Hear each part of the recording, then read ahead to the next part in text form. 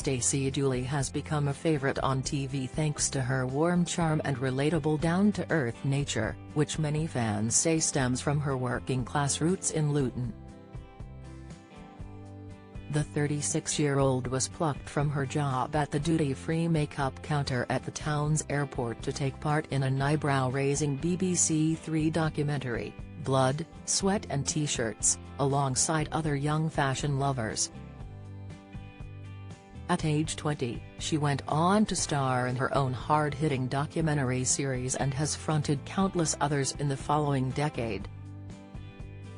Her popularity with audiences saw her take home the Glitterball trophy on Strictly Come Dancing in 2018, where she also found love with partner Kevin Clifton after ditching her ex-boyfriend, personal trainer Sam Tucknott, whom she had been with for 5 years. Stacey and Kevin live together in a gorgeous London Edwardian home but are soon to be relocating to Bath with their daughter Minnie. The presenter returns tonight for a new series of DNA Family Secrets, where she helps families find answers through the power of a DNA test. Here, we take a look at her own tough upbringing and courage in the face of adversity. In a recent interview, Dooley opened up on the shocking reality of her day-to-day as a teen, revealing how she was surrounded by drugs. "Drugs were always available when I was growing up in Luton. My pals did loads of gear. Everyone was taking pills and sniffing coke," she revealed. "Boys would take pills at school in their lunch break. I've witnessed people taking heroin. A boy I went out with was heavily involved with dealing coke. I remember going into his room one day and there were scales out and he was bagging it up. I've seen it all." Harrowingly, the mum of one also revealed she had lost a friend to smack before his 18th birthday.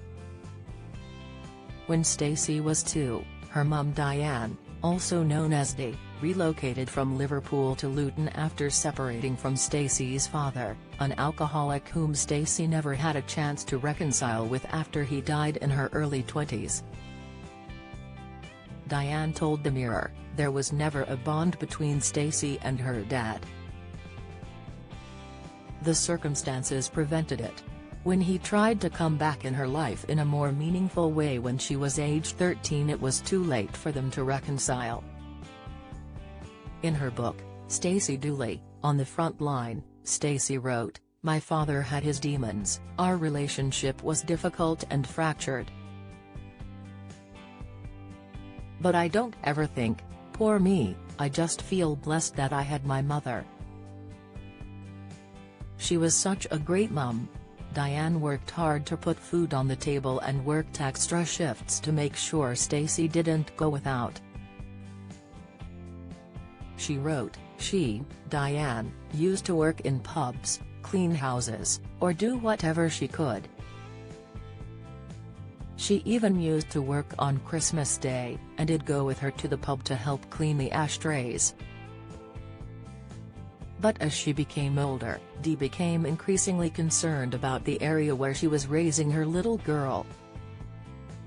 In 1995, an 18-year-old girl, Leah Betts, made headlines for being hospitalized after taking an ecstasy pill at a party.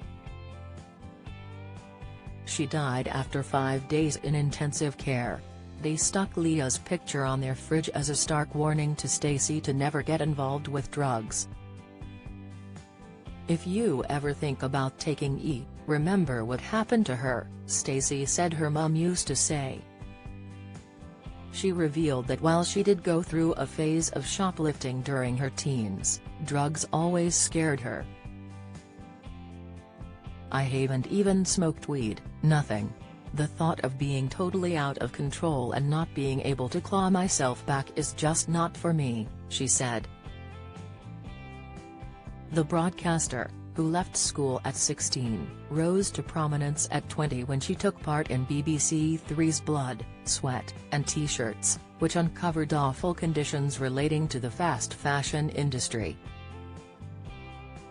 She continued to campaign against child labor and ended up landing her own series, Stacey Dooley investigates. In 2009, she even managed to shine a light on extremists when she returned to Luton to film My Hometown Fanatics in 2012. In the past, Stacey has credited her absolute hero of a mum for her hard work ethic. "The thing I've taken most from Mum is her work ethic," she said previously. "She's always worked really hard and now I try to do the same. If I'm ever lucky enough to have children, I want them to look at me and think Mum goes to work." Standard. DNA Family Secrets airs tonight on BBC 2 at 9 p.m.